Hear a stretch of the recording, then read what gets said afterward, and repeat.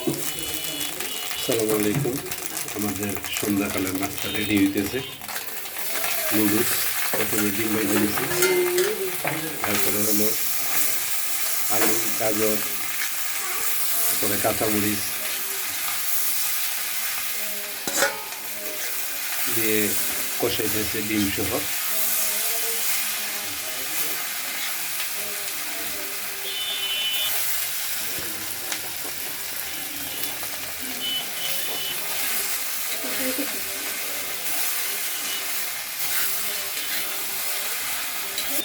নুডলসের মশলা দিতেছি।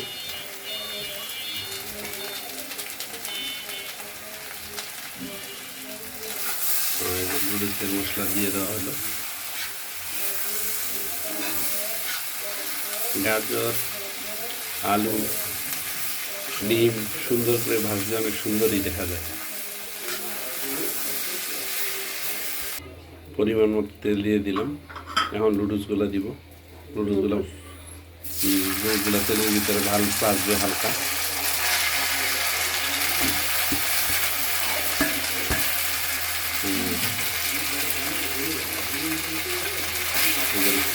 বাড়তেছে।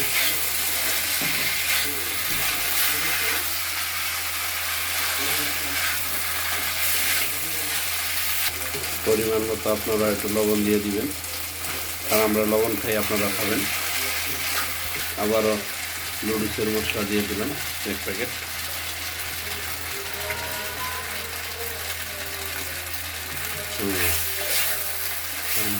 সুন্দর করে মশলাটা মাখায় মিক্স করে নিতেছে। নুডলসটা মশলাটা মিক্স করা হয়ে গেছে। এখন আলু, ডিম, গাজর একসাথে যে সুন্দর করে ভাজা রাখছিল ওইটা এখন দিয়ে দিবে, দিয়ে মিক্স করবে।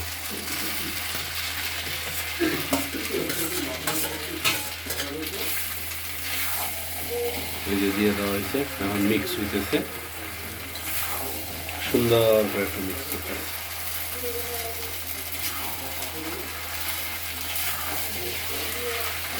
আমাদের যদিও বটবটি ছিল বাসায়, কিন্তু বটবটিটা ফ্রিজের ভিতরে রাখা হয়েছে, ডিপের ভিতরে, তো অনেক ওটা লেগে গেছে, মানে শক্ত হয়ে গেছে। ওটা ছুটতে অনেক সময় লাগবে বটবটিটা।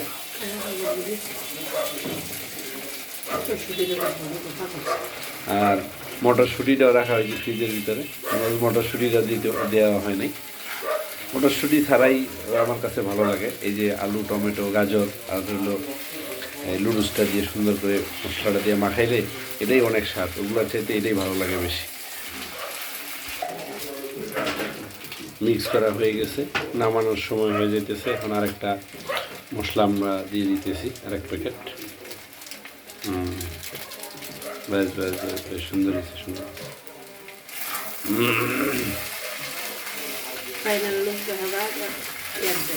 নুডলসটা হয়ে গেছে। এখন আমরা এই যে ধনিয়া পাতা দিয়ে দিতেছি।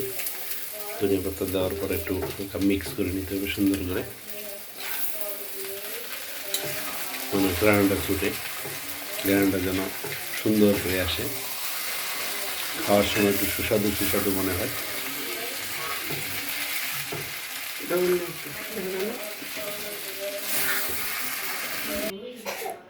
আমাদের ফাইনাল লুক চলে আসছে নুডলসের। অনেক সুন্দর হয়েছে কালারটা। আপনারা এভাবে খাবেন, অনেক মজা লাগবে। নুডলসটা দেখে অবশ্যই, এই আজকের ভিডিওটা দেখে অবশ্যই লাইক, শেয়ার, কমেন্ট করবেন। আল্লাহ হাফেজ, আসসালামু আলাইকুম। দেখা হবে পরবর্তী।